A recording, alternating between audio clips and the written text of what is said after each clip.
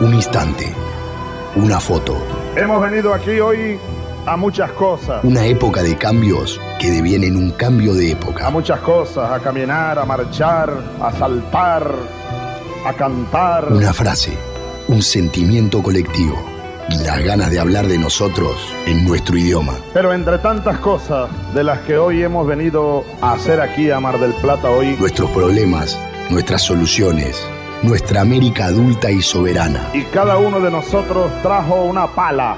Un fantasma recorre Europa y el mundo entero. Una pala de enterrador. Un continente que expone a la faz del mundo entero sus conceptos, sus fines, sus aspiraciones.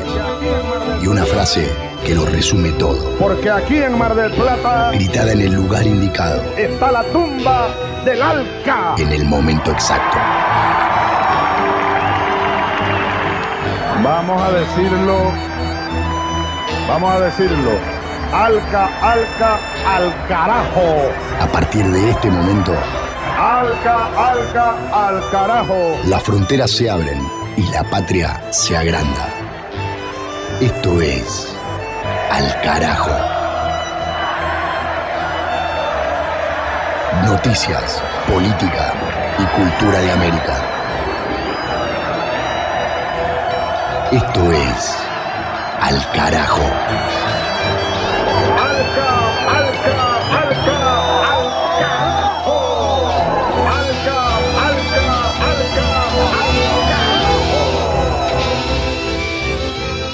Damos inicio a partir de este instante al capítulo número 3 del 2024 de este ciclo de noticias políticas, sociales y culturales de América Latina y el Caribe, llamado Al Carajo, como bien gritaba el comandante Chávez en ese discurso que oficia de apertura de cada uno de los capítulos de nuestro espacio, con la música de la Bidú. Gracias Germán Marcos por la edición artística de esta sigla identitaria que nos da pie para arrancar el viaje por el continente. Vamos a recorrer las noticias en voz propia, con los reportes de las radios comunitarias de las distintas regiones, de los distintos países. Tenemos también columna de historia con Juan Francisco Martínez Pería. Tenemos cine latinoamericano con Palis Carreira Griot. Tenemos literatura con Mavi Sosa en las lecturas de nuestros libros fundamentales. Y tenemos análisis y actualización de la coyuntura regional. En estos días que transitamos, el foco está puesto en Haití, con la renuncia del presidente Henry y la conformación de un consejo de transición apoyado por la CARICOM, la Comunidad del Caribe, y con el visto bueno de Estados Unidos, en una salida que toma Ariel Henry, exmandatario a esta hora, quizás para evitar una avanzada más grande de la comunidad internacional sobre su caótico gobierno, y también para intentar oxigenar una situación socioeconómica muy compleja en el país caribeño, que no es noticia en los medios tradicionales, sí lo es acá en Al Carajo. Mi nombre es Pablo Daniel Ovín, en este micrófono, en la conducción y en la producción periodística. Este programa se transmite durante la semana y el fin de semana en distintos horarios y en distintas radios, alrededor de 50 emisoras comunitarias, populares, alternativas, rurales y también radios públicas y radios universitarias de 4 países, de Bolivia, de Chile, de Uruguay y de toda la República Argentina. Twitter, Facebook, Instagram, Al Carajo Radio para la comunicación, canal de YouTube, Al Carajo Radio, donde también se pueden escuchar los programas en vivo y recurrir al archivo histórico de todos los contenidos de las 14 temporadas precedentes y esta incipiente en temporada número 15 que estamos transitando. Todo presentado con el colorido de las voces, con los acentos, los modismos y los rasgos de cada pueblo de nuestra región. Nos damos ya la primera vuelta informativa de esta emisión por la Patria Grande. Del Atlántico a los Andes, del cerro a la cordillera. Al Carajo. Las noticias de América. Primera escala en Perú, donde los congresistas nacionales votaron por la vuelta a la bicameralidad. Esto implica regresar al formato de Cámara de Diputados y Cámara de Senadores, teóricamente para aumentar la representatividad de las regiones, aunque vastos sectores de la población rechazan la idea por tratarse de un parlamento completamente desprestigiado, sobre el cual pesa un pedido de disolución y adelantamiento de elecciones que hacen organizaciones populares, que alcanza también al Poder Ejecutivo de la presidenta Dina Boluarte, que quedó en el cargo tras la destitución y encarcelamiento del expresidente Pedro Castillo. Compartimos informe desde el territorio vía radios comunitarias latinoamericanas. En este caso, Jessica Cáceres, desde Radio Onda Azul, desde Puno, Perú. Oyentes señalaron que la instauración de la bicameralidad en las elecciones 2026 no generará ningún beneficio para la población debido a que los integrantes continuarán decidiendo según sus intereses políticos. En medio de los movimientos del gobierno de Dina Boluarte tras la juramentación del nuevo primer ministro Gustavo Adriancén, los miembros del Congreso de la República en la sesión del Pleno del día miércoles aprobaron en segunda votación el retorno a la bicameralidad con 91 votos a favor, 30 votos en contra y una abstención, evadiendo de manera directa la consulta popular del referéndum. En ese contexto, Onda Azul preguntó en qué beneficiará al país el retorno de la bicameralidad en el Congreso de la República. Al respecto, nuestros oyentes que se comunicaron desde los distritos de Conima, Chucuito, Puno, Coata, Santa Lucía, Ananea y Asillo manifestaron que no avisoran una mejora en el tratamiento, debate y aprobación de medidas legislativas y otras funciones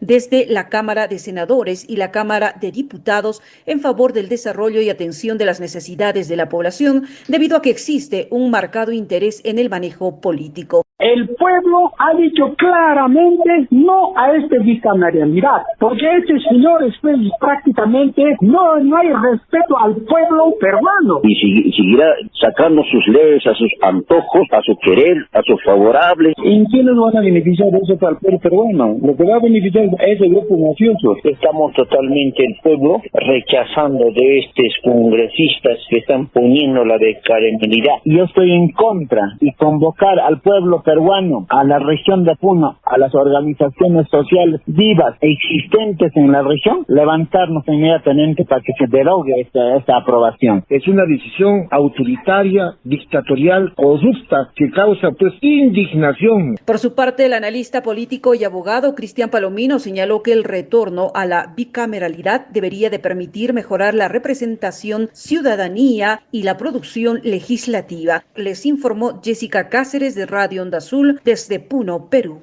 Al carajo. Una crónica de la región. Siguiente destino informativo, Paraguay, recorrida sudamericana.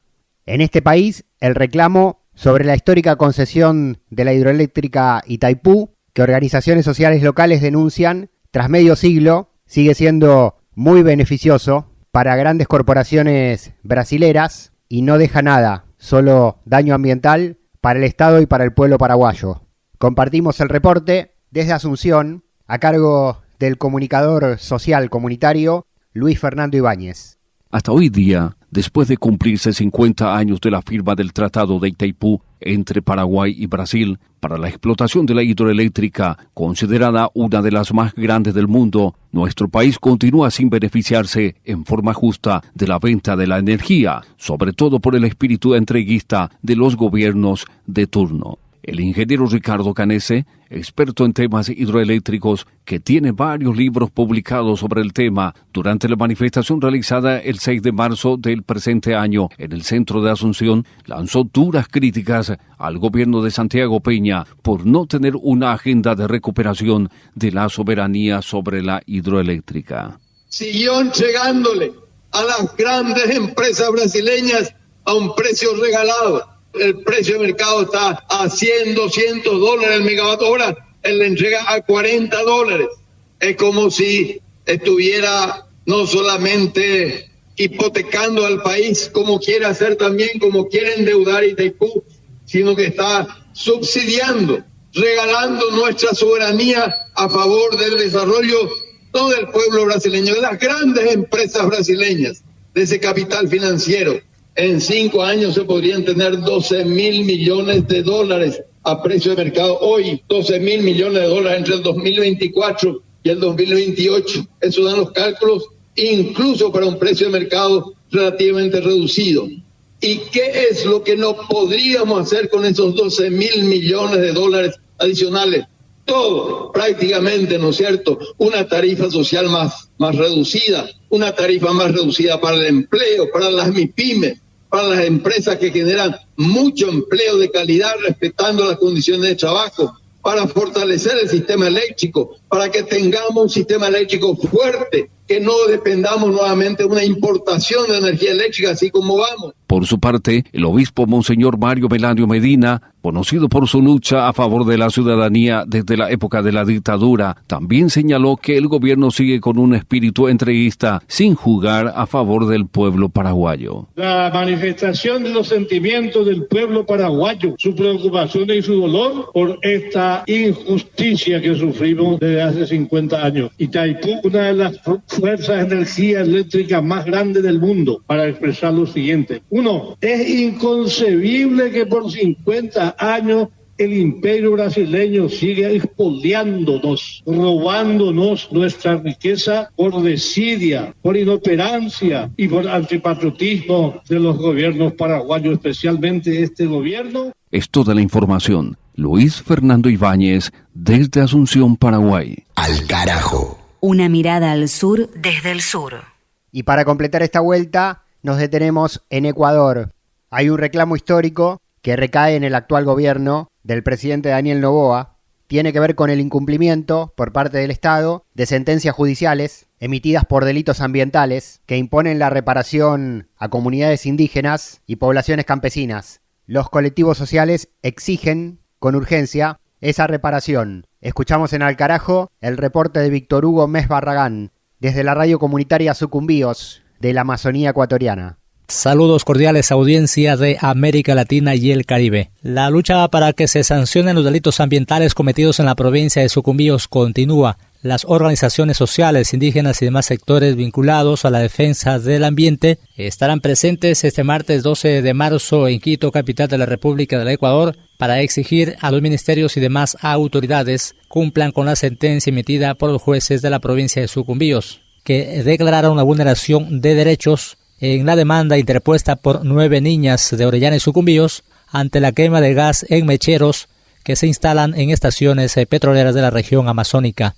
El reciente pronunciamiento del colectivo Eliminen los Mecheros señala que todo empezó hace más de 55 años, cuando la petrolera Chevron perforó los primeros pozos petroleros en la Amazonía ecuatoriana y con su actitud racista destruyó una buena parte de la Amazonía. El crimen ha continuado con Petroecuador en los últimos 30 años. Ante este crimen continuo, el 20 de febrero del 2020, un grupo de 9 niñas de Sucumbíos y Orellana presentaron una acción de protección contra el Ministerio de Energía y Recursos Naturales No Renovables y el Ministerio de Ambiente, Agua y Transición Ecológica por la quema de gas asociado en más de 447 mecheros de la industria petrolera. Un año más tarde, en julio del 2021, la justicia declara que el Estado ecuatoriano vulnera los derechos que les asiste a las accionantes a vivir en un ambiente sano y ecológicamente equilibrado, a la salud y al agua y a los derechos de la naturaleza. Los jueces ordenaron la eliminación de todos los mecheros que afectan a las poblaciones, a realizar un estudio para determinar las fuentes de agua contaminadas y un estudio para determinar el impacto de los tóxicos de hidrocarburos en la salud humana. 3 años más tarde, nada se ha cumplido. Únicamente unas disculpas públicas cargadas de cinismo e hipocresía, pues se disculpan por contaminar y siguen contaminando. A marzo del 2024, el número de mecheros no solo que no ha disminuido, sino que aumentó a más de 486 mecheros. Cada día la situación empeora, pues ahora en el gobierno de Daniel Noboa, las ministras de Recursos Naturales y de Ambiente no solo que desconocen información básica de sus carteras de Estado, sino que van de tumbo en tumbo con sus acciones desacertadas, mientras el ministro de Salud mantiene a los hospitales de la Amazonía en completo abandono, especialmente a las y los pacientes oncológicos. Desde Radio Sucumbíos en la Amazonía del Ecuador, les informó Víctor Gómez Barragán. De norte a sur, de este a oeste. Al carajo. Un viaje por el continente.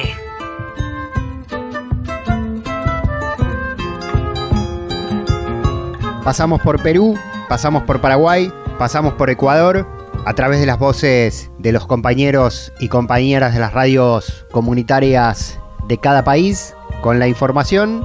Ahora en Al Carajo seguimos el recorrido latinoamericano hacia Bolivia y lo hacemos con música. Esta banda se llama Aguayus Experimental, son de Cochabamba. Los escuchamos con el tema del amor entre tierra y agua. ¿Dónde has ido, alma, que te alejas de mi piel? He viajado en una nube al sur, me ha llevado, no te dejé. La mano enemiga está destruyendo lo que nació del amor entre tierra y agua. Lo que el sol vio nacer, cada día crecer, Pachamama, Nihuarga, Suhuaca, Puzancu. Lo que el sol vio nacer, cada día crecer, Pachamama, Nihuarga, Suhuaca, Puzancu.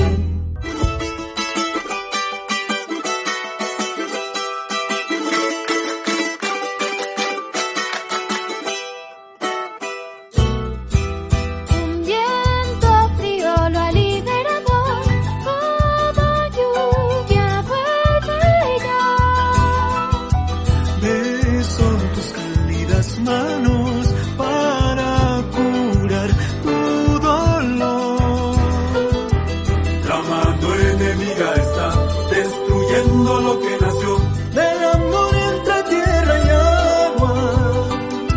Lo que el sol vio nacer, cada día crecer, Pachamama, Nihuarga, Suhuaca, Puzancu.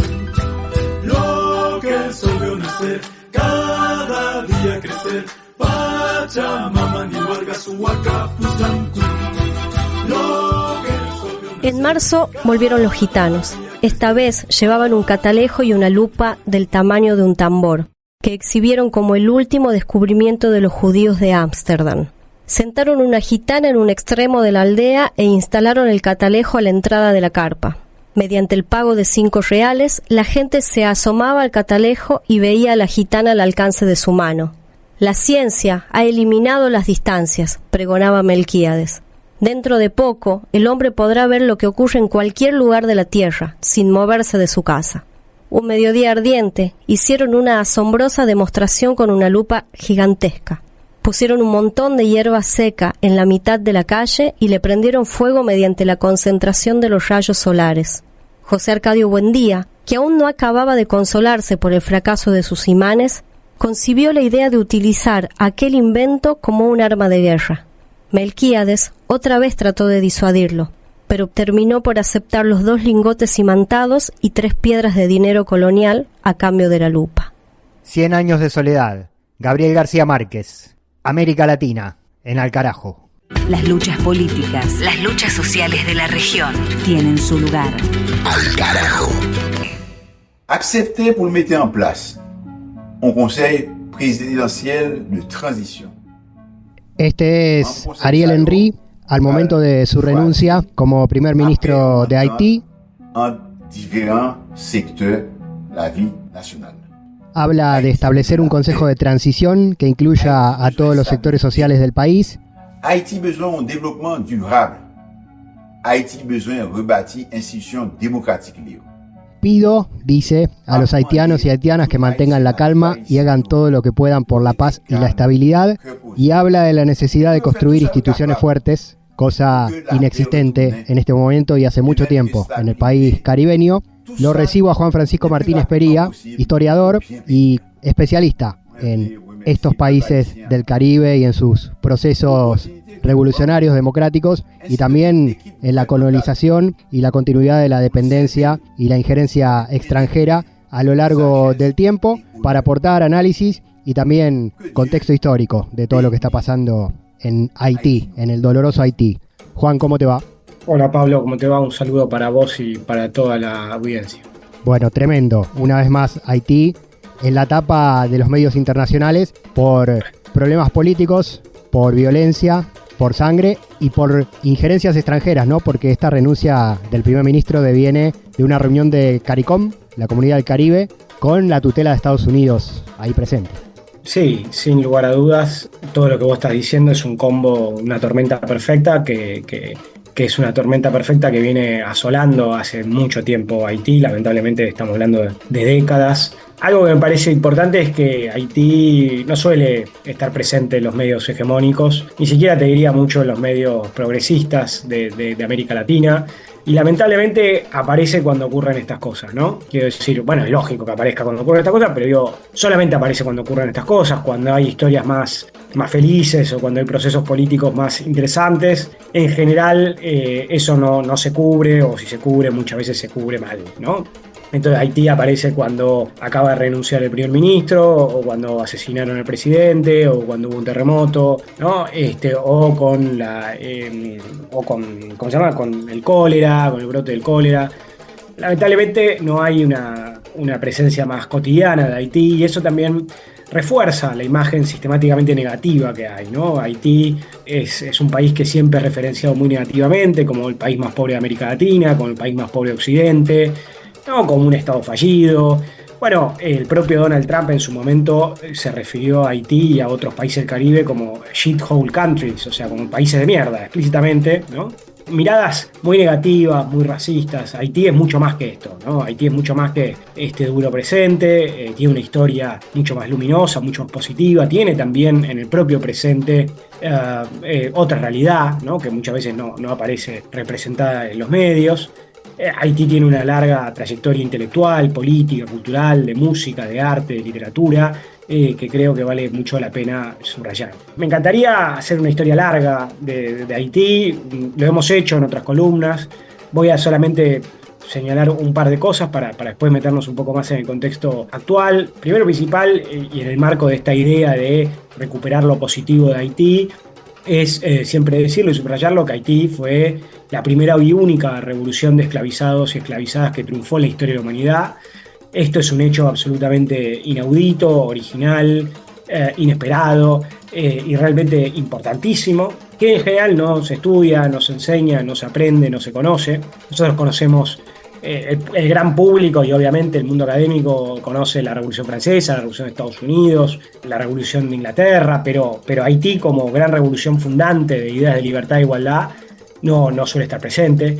Haití fue además la primera independencia de América Latina, en 1804, pero lamentablemente, además de que esa historia ha sido olvidada, ha sido silenciada, Haití desde el siglo XIX fue sistemáticamente perseguido, bloqueado, tratado como un estado paria.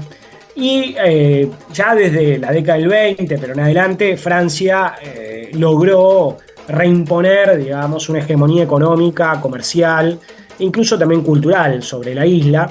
Y en el siglo XX, a esa dominación francesa hay que incluirle también el nefasto rol que jugó Estados Unidos en la isla ocupando Haití, pero también República Dominicana. Haití de 1915 a 1934 y República Dominicana de 1916 a 1924, cambiando drásticamente lógicas económicas, políticas, culturales de la isla. A Estados Unidos después también apoyó la larga dinastía de los Duvalier, François Papadoc Duvalier y Jean-Claude Duvalier, que gobernaron sin límite del 57 al 86, ¿no? Estados Unidos también, después en Haití en la década del 80 y comienzo de la década del 90, hubo un proceso muy luminoso de democratización, de rebelión popular, con un gran líder popular que ya fue Jean-Bernard Aristide. Estados Unidos estuvo también metido en los dos golpes de Estado que sufrió Aristide en el 91 y en el 2004. A todo esto hay que sumarle, obviamente, el terremoto durísimo del 2012 y también la intervención de la MINUSTAH, ¿no? Los cascos azules, que fue una intervención hecha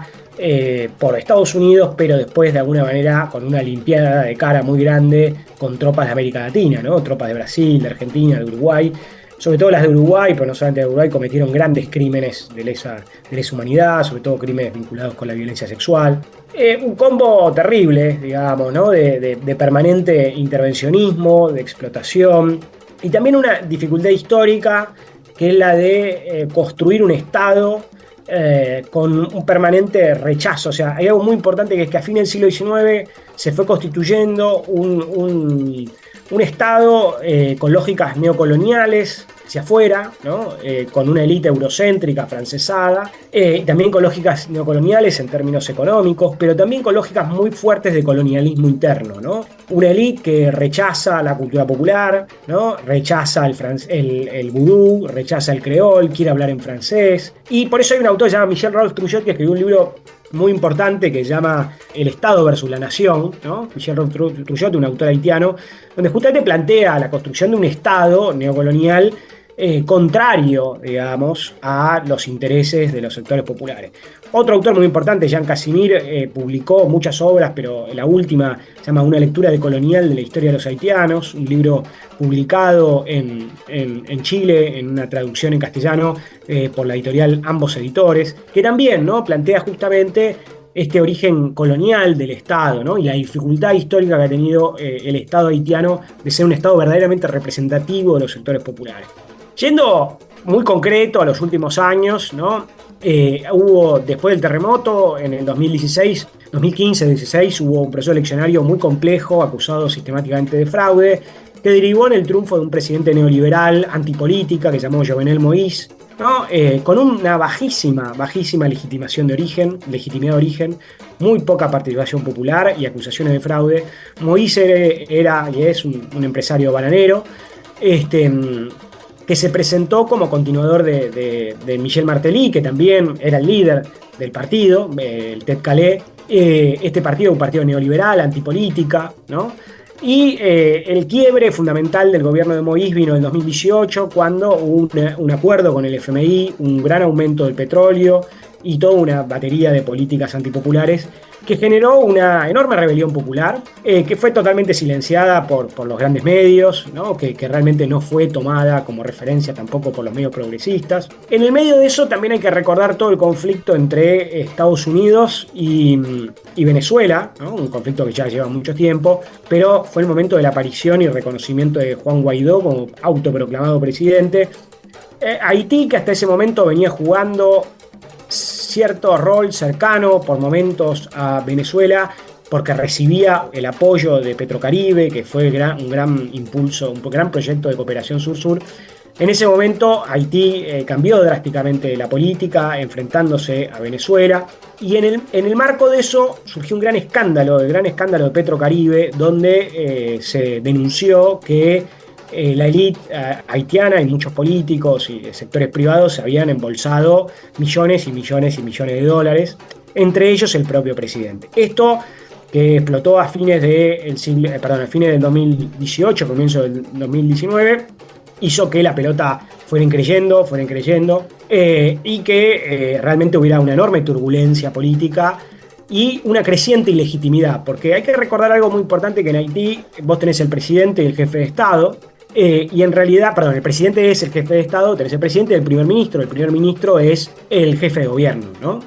Pero se nombra con acuerdo del Parlamento. Bueno, ya en ese momento el Parlamento era ilegítimo porque ya no había habido elecciones, el primer ministro por ende también era ilegítimo, y Jovenel Moïse planteó un proyecto de reforma constitucional que también fue muy discutido ahí por el 2020, y para la oposición, para la justicia haitiana y para gran parte de la comunidad internacional progresista, el mandato de Jovenel Moïse terminaba el 7 de febrero de 2021. Bueno, Jovenel Moïse no lo entendió así, se mantuvo como un presidente de facto y finalmente, como es bien sabido, en julio de 2021 fue asesinado. Ya para ese momento había una gran movilización popular, pero también la emergencia de estas bandas que estamos viendo ahora, bandas que están asolando a la población haitiana. Algo que es importante es que Haití, a pesar de las enormes dificultades socioeconómicas, no es un país históricamente muy inseguro. Hay como una miseria generalizada, pero no hay una inseguridad, digamos, hay conflicto político, pero no una inseguridad así como otra vez en otras partes de América Latina.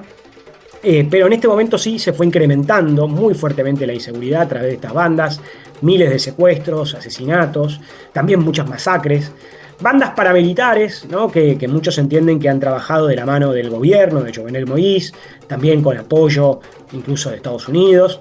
Y en el medio de todo ese desmadre aparece la figura de Ariel Henry. Ariel Henry fue nombrado muy poco antes de la muerte de Jovenel Moïse como primer ministro. Pero en realidad, cuando muere Jovenel Moïse, hubo otro primer ministro que se llamó Claude Joseph, que fue primer ministro por un tiempito, totalmente ilegítimo, que no lo había nombrado absolutamente nadie, ni siquiera un presidente de facto. Y finalmente Ariel Henry tomó las riendas del país, pero por supuesto eso no logró controlarlo, sino que al contrario fue creciendo el espiral de violencia. Como decíamos, en el último tiempo hubo más de 3.000 secuestros, miles de asesinatos, la principal penitenciaría de Haití fue saqueada por estas bandas. Y en el marco de todo eso es que finalmente Ariel Henry, con este intervencionismo que estabas comentando vos al principio, termina renunciando y legándole el poder a este consejo, digamos, compuesto por distintos sectores de la sociedad civil y también sectores de la oposición, buscando algún tipo de transición. En el medio también hay planificada una intervención, ¿no? Se habló de tropas de Kenia para intervenir en Haití, cosa que genera muchísima preocupación. Totalmente. Gran semblanza de la historia y del presente también. Alguna vez nos dijiste, Juan, en esta misma columna, que sobre Haití pesa como una suerte de venganza histórica del primer mundo por haber sido el país que inició la primera revolución verdadera en América. Bueno, eso se ve claramente en cada movimiento geopolítico de Europa y Estados Unidos sobre el país, ¿no? Sí, como decía, eso que vos estás planteando es una cita de Galeano, ¿no? Galeano decía que se había posado una maldición blanca sobre Haití. Justamente este hecho de que nosotros desconozcamos la revolución y que desconozcamos esta imagen más positiva de Haití, tiene que ver con este sistemático silenciamiento. Haití es un símbolo enorme, la lucha revolucionaria haitiana es un símbolo enorme para aquellos que creemos en el anticolonialismo, en el antirracismo, en la unión latinoamericana, en la unión del panafricanismo, y justamente por eso hay tanto ensañamiento. Hay un ensañamiento muy grande. Parte de lo que ocurre, parte de este intervencionismo se explica por eso. También, por supuesto, hay otros motivos. Históricamente ha habido muchos conflictos internos en Haití. Es muy complejo, pero hay algo que hay que aplastar, ¿no? Hay algo que hay que hacer olvidar, hay que silenciar, porque Haití jugó un rol histórico importantísimo a fines del siglo XVIII, comienzo del siglo XIX. Y hay que recordarle a la audiencia, Haití era un país era una colonia muy rica, era la primera productora de azúcar del mundo, primera productora de café del mundo. Era una colonia francesa, y en el proceso de revolución haitiana, que duró de 1791 a 1804, los haitianos derrotaron a España, Inglaterra y a Francia, las tres principales potencias occidentales de la época, y se la están cobrando todavía. ¿Podés o querés mencionar algún libro, algunos títulos, para que la audiencia pueda ir a investigar también todo este recorrido, toda esta historia, para aportar a entender lo que puede venir en Haití a partir de ahora? Bueno, el libro que comentábamos de Jean Casimir tiene varios libros, ¿no? La cultura oprimida también es otro muy bueno. Tiene otro que se llama Haití, acuérdate de 1804. También otro libro que se llama Haití de mis amores. Todos estos libros son muy buenos. Después hay otro autor que se llama Jean-Pierre Charles, que escribió mucho sobre historia haitiana. Michel Rolf-Trouillot, este libro que comentaba, La Nación, El Estado en contra de la Nación, es un libro fantástico, y también otro libro de él es Silenciando el pasado, ¿no? Donde habla justamente de este silenciamiento de la historia haitiana. También es muy interesante la autobiografía de Jean-Bernard Aristide, que fue un protagonista muy importante de fines del siglo XX. Y bueno, con lo que respecta a la Revolución Haitiana, recomiendo mucho Los Jacobinos Negros, de C.L.R. James. Y ya que estamos, vamos a hacer un chivo de lo nuestro, que es un libro que se llama Libertad o Muerte, Historia de la Revolución Haitiana, que es mi libro sobre la revolución, que ahora felizmente va a salir reeditado por el CCC, va a haber una nueva edición, así que oportunamente estaremos girando con el libro. Excelente. Juan Francisco Martínez Pería en Alcarajo, historiador, docente del Centro Cultural de la Cooperación y de la Universidad Nacional de las Madres de Plaza de Mayo de Argentina.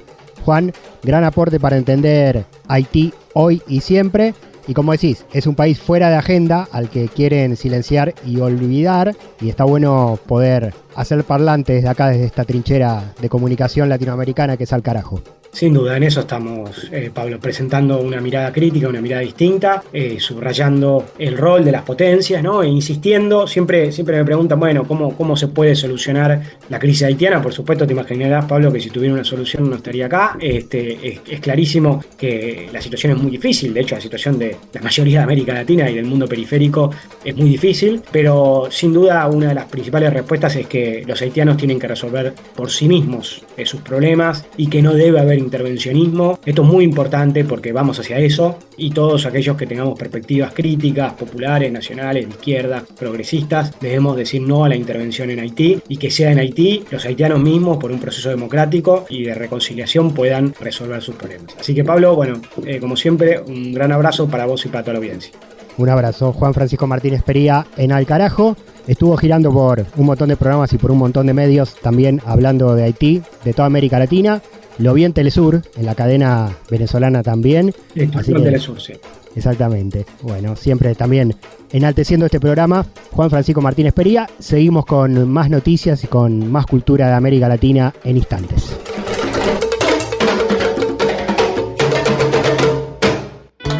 Al carajo. Al carajo.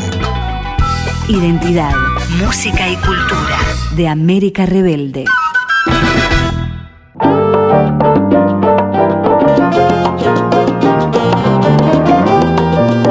Cultura y música de nuestro continente en la continuidad de Al Carajo, y esta música corresponde a la banda de sonido de otra película latinoamericana que vamos a revisitar acá.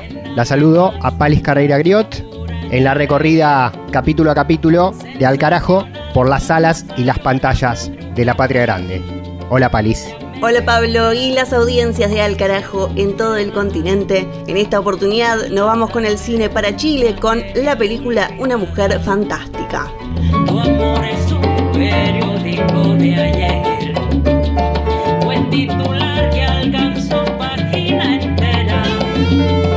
Esta película es dirigida por el director chileno Sebastián Leilo y es protagonizada por la actriz Daniela Vega. Tu amor es un periódico de ayer. En Una Mujer Fantástica nos encontramos con la historia de Marina, que es una joven cantante y camarera que va a cenar para su cumpleaños con su novio Orlando, que es un hombre 20 años mayor que ella y con quien se mudó hace muy poco tiempo. Como toda pareja enamorada, empiezan a planear un futuro juntos hasta que una noche Orlando se despierta y se empieza a quejar de que no se siente bien, y Marina lo lleva al hospital, en donde lamentablemente fallece. Y es acá donde Una Mujer Fantástica empieza a mostrar todo su drama, porque para Marina este momento no solo va a ser tener que vivir el duelo por la muerte de un ser amado, sino que también va a empezar a sufrir la discriminación de la familia, de su pareja y de la sociedad, porque ella es una mujer transgénero. Entonces se empiezan a dudar de si ella lo mató, de si ella se quiere quedar con todas sus cosas, de por qué este hombre Orlando estaba con una mujer como Marina. Mi nombre es Marina Vidal. ¿Tiene algún problema con eso? Me dijiste que se llamaba Daniel, pero ¿cómo la trato? No le digas Daniel, trátala como una mujer.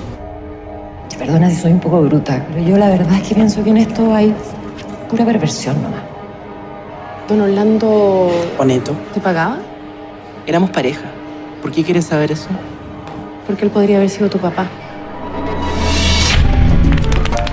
Está bueno poner en contexto que esta película se estrenó un año antes de la aprobación de la Ley de Identidad de Género en Chile, y esto también se ve en la película. Es una historia muy cruda, en donde se muestra cómo es el duelo de una persona que no puede ni dar el último adiós a su ser amado por culpa de una sociedad que la excluye, por culpa de una sociedad que la señala y que la discrimina. Una película para tomar conciencia de una realidad de la comunidad trans que sucede, que pasa, que no solo pasa en Chile, sino que pasa en un montón de otras partes del mundo. Una película que ha sido galardonada en un montón de premios y que realmente vale la pena ver y hacer foco en esta sociedad que todavía estamos viviendo. La película es del 2017 y sigue siendo muy actual.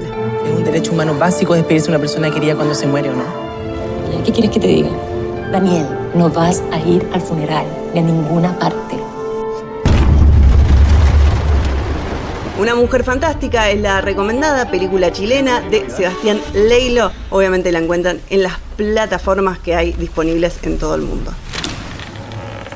Orlando era un ser querido para mí. Ni tratados de libre expoliación, ni tratados como incapaces. Al carajo.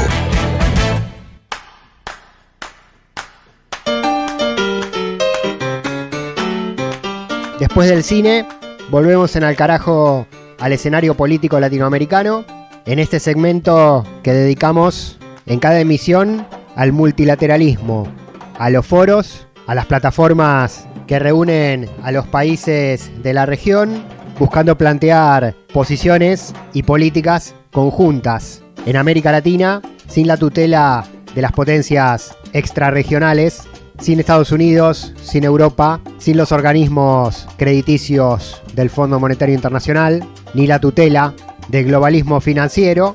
Uno de esos foros es el ALBA, TCP, la Alianza Bolivariana para Nuestra América, Tratado de Comercio de los Pueblos, que está actualmente conformada por 10 estados: Cuba, Bolivia, Venezuela, Nicaragua y los insulares caribeños Antigua y Barbuda, Dominica, Granada, San Cristóbal y Nieves, San Vicente y las Granadinas y Santa Lucía, con Haití, Siria y Surinam como invitados especiales, y con otros gobiernos latinoamericanos que interactúan e intercambian con este bloque, orientado claramente por la herencia chavista. Su actual secretario general es el venezolano Jorge Arriaza. Días atrás, durante la segunda semana de marzo, el ALBA, TCP, realizó un seminario internacional titulado Nueva Arquitectura Financiera Regional, Desafíos para una mejor integración en un mundo de cambios. Fue en Santa Cruz, Bolivia, y participaron varios referentes. En Al Carajo recogemos voces y testimonios del encuentro, donde se habló puntualmente de la crisis en Haití, de los bloqueos norteamericanos contra Cuba, Nicaragua y Venezuela, de la oleada ultraderechista que empuja en Europa y en América Latina, más cambio climático, deuda externa, justicia social y otros tópicos. De este seminario realizado por el ALBA, escuchamos al ex presidente colombiano y ex secretario general de la UNASUR, Ernesto Samper. Es claro que el principal problema de América Latina es la desigualdad, y que somos la región, no somos la región más pobre del mundo, pero sí la más desigual del mundo. Nuestro problema es de asimetrías, y para construir esas asimetrías debemos entender, y lo digo con todo respeto aquí en Bolivia, que la lucha contra la desigualdad no consiste simplemente en la lucha contra la discriminación, que no podemos seguir metiendo como en nichos que aquí los indígenas, que aquí los afros, que aquí las mujeres trabajadoras, que aquí los campesinos, porque esas son reivindicaciones de carácter cultural y legal que no tocan el fondo del problema, que es la exclusión social. Mientras que no entendamos que el hilo conductor de estas formas de discriminación es la pobreza y no actuemos activamente sobre la reducción de la desigualdad, no vamos a ser capaces de construir la pobreza. Lo explico gráficamente diciendo que la pobreza no es una fotografía, la pobreza es una película, es una construcción que viene con raíces históricas, pero que también tiene raíces presentes y factores de empobrecimiento que están actuando dentro de la sociedad. Repasemos, no podemos seguir repartiendo la leche, tenemos que entrar a repartir la vaca. Y el último punto es el tema de la gobernabilidad.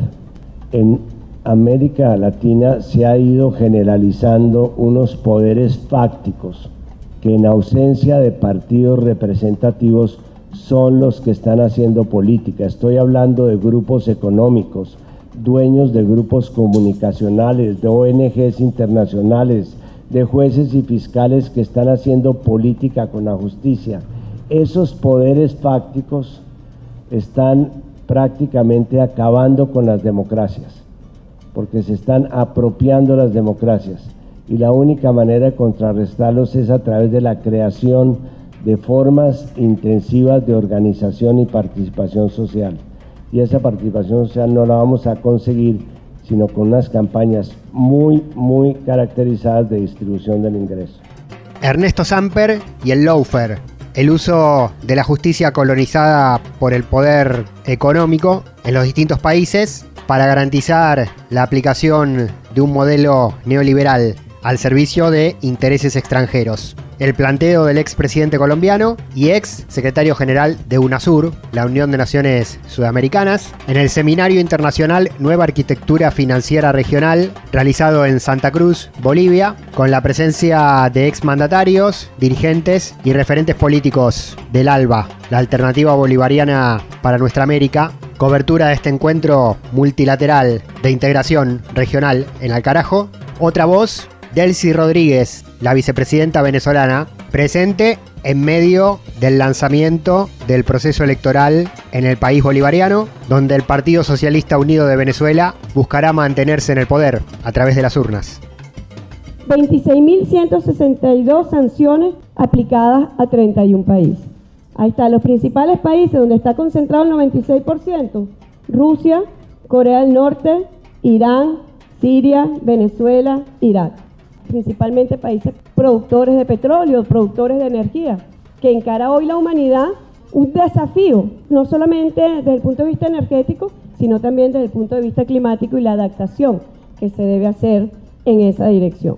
Bombas que cayeron en algunos países europeos durante la Segunda Guerra Mundial. ¿Cuál fue el impacto en el Producto Interno Bruto? En el caso, por ejemplo, de Alemania y Francia, y el caso de Venezuela, donde no han caído las bombas físicamente, pero ha caído la agresión económica de una manera bárbara, convirtiéndose en violación masiva de los derechos humanos de los venezolanos. Yo, quería solamente citar, ¿no? Porque nosotros hemos llevado este caso del bloqueo criminal contra Venezuela ante la Corte Penal Internacional, que por supuesto no se ha pronunciado. Pero los principales articuladores del bloqueo contra Venezuela han hecho este tipo de declaraciones. Departamento de Estado en 2018. Las medidas contra Venezuela están funcionando. Las sanciones que hemos adoptado han obligado al país a caer en default, tanto en la deuda soberana como en la deuda de PDVSA, su compañía petrolera. Y lo que estamos viendo es un colapso total. Entonces, nuestra política funciona, nuestra estrategia funciona y la mantendremos.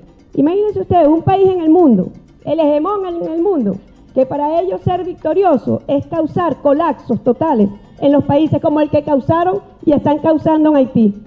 Para ellos, la política central hegemónica hoy es la guerra, es la destrucción.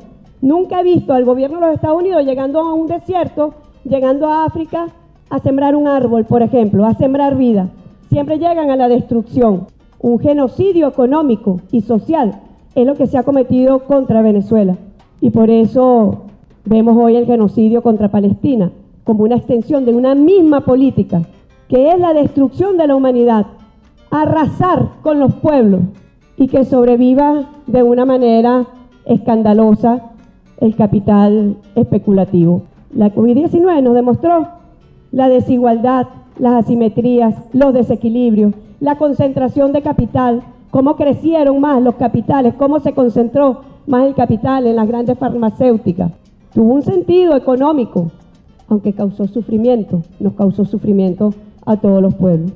Así que eso en pocas palabras, lo que ha sido este proceso de bloqueo contra Venezuela y lo esperanzador que es de cómo el pueblo venezolano, solo en una gran unión nacional donde se ha evidenciado un espíritu, donde confluyen las distintas tendencias, visiones, pluralidades opináticas, confluye en una sola vía, que es recuperar a Venezuela. Y eso es lo que hemos estado viendo a partir del segundo semestre del 2021, donde la economía venezolana empieza a recuperarse con esfuerzo propio, pero sigue siendo una economía bloqueada. No es que levantaron las sanciones, no es que levantaron el bloqueo como están obligados según el Acuerdo de Barbados. No, es una política de licencia donde ellos creen que pueden ir dibujando la política nacional o sus intereses nacionales conforme al chantaje y a la extorsión de dar o quitar una licencia.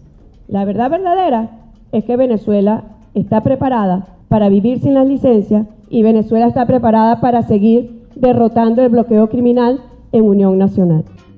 Delcy Rodríguez, vicepresidenta de Venezuela, en el Foro Económico Nueva Arquitectura Financiera Regional, Desafíos para una Mejor Integración en un Mundo de Cambios, organizado por el ALBA, pasó en la segunda semana de marzo en Bolivia, en Santa Cruz, además de Delcy, la vice de Maduro, que habló de las sanciones económicas unilaterales de Estados Unidos. Estuvieron el expresidente colombiano Ernesto Samper, a quien escuchamos recordando la formación de la UNASUR y hablando de los nuevos desafíos de la integración regional.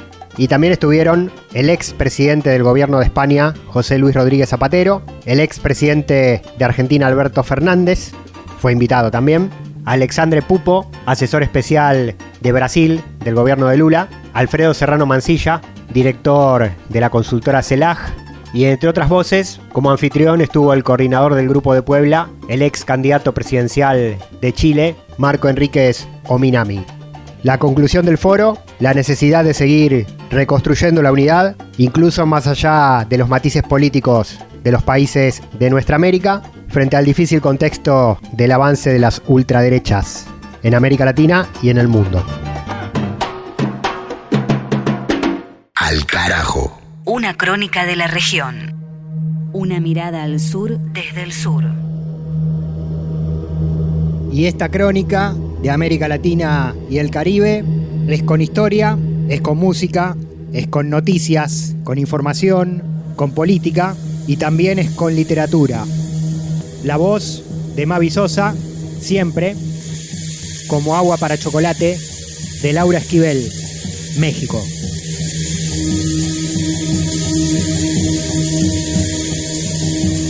Cada vez que cerraba los ojos, podía revivir muy claramente las escenas de aquella noche de Navidad, un año atrás, en que Pedro y su familia habían sido invitados por primera vez a cenar a su casa, y el frío se le agudizaba.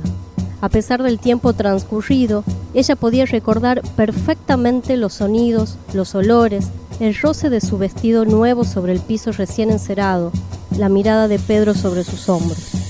Lo amó desde esa noche para siempre, pero ahora tenía que renunciar a él. No era decente desear al futuro esposo de una hermana. Tenía que tratar de ahuyentarlo de su mente de alguna manera para poder dormir. Intentó comer la torta de Navidad que Nacha le había dejado sobre su buró junto con un vaso de leche. En muchas otras ocasiones le había dado excelentes resultados. Nacha, con su gran experiencia, sabía que para Tita no había pena alguna que no lograra desaparecer mientras comía una deliciosa torta de Navidad. Pero no en esta ocasión. El vacío que sentía en el estómago no se alivió. Por el contrario, una sensación de náusea le invadió. Descubrió que el hueco no era de hambre, más bien se trataba de una álgida sensación dolorosa. Era necesario deshacerse de este molesto frío. Como primera medida se cubrió con una pesada cobija y ropa de lana. El frío permanecía inamovible, entonces se puso zapatos de estambre y otras 2 cobijas. Nada. Por último, sacó de su costurero una colcha que había empezado a tejer el día en que Pedro le habló de matrimonio. Una colcha como esta, tejida a gancho, se termina aproximadamente en un año. Justo el tiempo que Pedro y Tita habían pensado dejar pasar antes de contraer nupcias. Decidió darle utilidad al estambre en lugar de desperdiciarlo y rabiosamente tejió. Tejió y lloró y tejió, hasta que en la madrugada terminó la colcha y se le echó encima. De nada sirvió. Ni esa noche, ni muchas otras, mientras vivió, logró controlar el frío. Aquí se queda la clara, la entrañable transparencia de tu querida presencia, comandante Che Guevara. Mavi Sosa en la lectura. Rescatamos Como agua para chocolate de la mexicana Laura Esquivel y lo jugamos al aire en la voz de nuestra compañera. Y también en la primera parte del programa, el otro libro seleccionado de la Biblioteca Universal Latinoamericana para este Al Carajo 2024, el gran clásico de todos los clásicos, 100 años de soledad, de Gabriel García Márquez. Tuvimos cine con Palis Carreira Griot sobre la película chilena Una mujer fantástica. Tuvimos historia con Juan Francisco Martínez Pería, docente de la educación pública latinoamericana del Centro Cultural de la Cooperación de Buenos Aires, Argentina, y de la Universidad Nacional de las Madres de Plaza de Mayo. Estuvimos de la mano de las radios comunitarias de América del Sur, con información desde Paraguay, desde Perú y desde Ecuador. También Haití tuvo lugar en este programa tras la renuncia del presidente Ariel Henry y la crisis política que se agrava en la nación caribeña. Y tuvimos también otras noticias y otros contenidos, siempre en voz propia, desde los pueblos, desde las regiones de nuestro continente, pluricultural, plurinacional, latinoamericano. Este ciclo, temporada número 15 de Al Carajo. Mi nombre es Pablo Daniel Ovín, en la producción periodística y en la conducción. Me despido también hasta la próxima, junto con todo el equipo. Nos encontramos en nuestra próxima emisión, sonando en medio centenar de radios de Argentina, de Uruguay, de Chile, de Bolivia y en nuestro canal de YouTube, Al Carajo Radio, con origen y producción desde Argentina, desde la Radio de las Madres de Plaza de Mayo. Será hasta la próxima. Acá termina nuestro capítulo número 3 de esta temporada 2024. Nos encontramos radio mediante en nuestra próxima emisión. Será hasta entonces.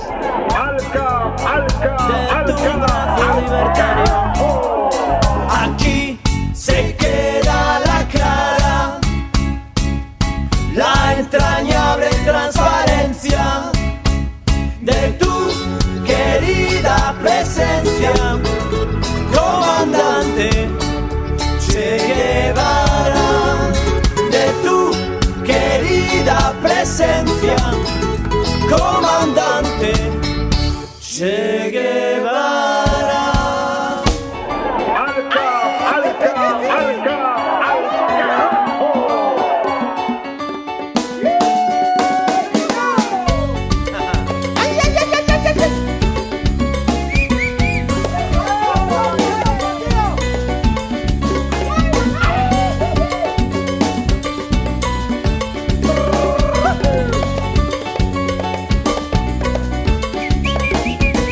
Aprendimos a quererte desde la historia altura, hasta siempre, comandante.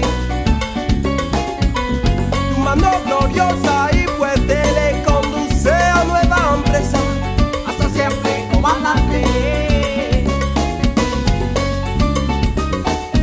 Che Guevara, Che Guevara, Che Guevara, Che Guevara. Che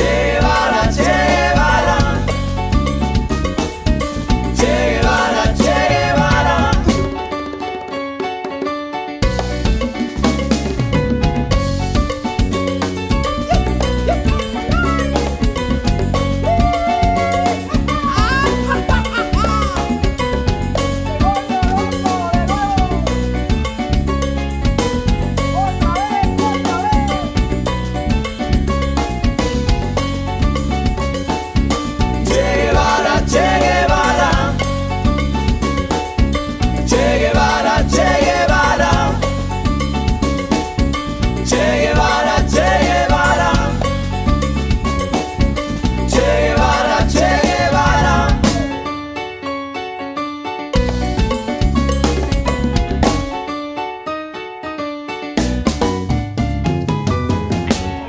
Alca,